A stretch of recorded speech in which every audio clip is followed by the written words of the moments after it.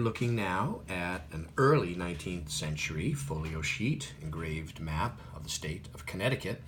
It was engraved by Young and Delleker, two well-known names in American cartography. It was published circa 1821-22, right in that range, by Carey and Lea.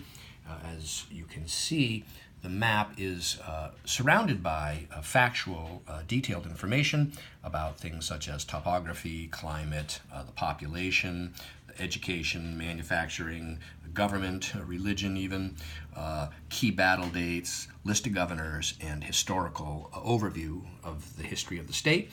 It's got original hand color, and like so many of these large folio sheet maps of this era, there was some separation along the fold line, and so this has now been beautifully rejoined here using a tissue paper with Japanese archival water-based paste, which is reversible.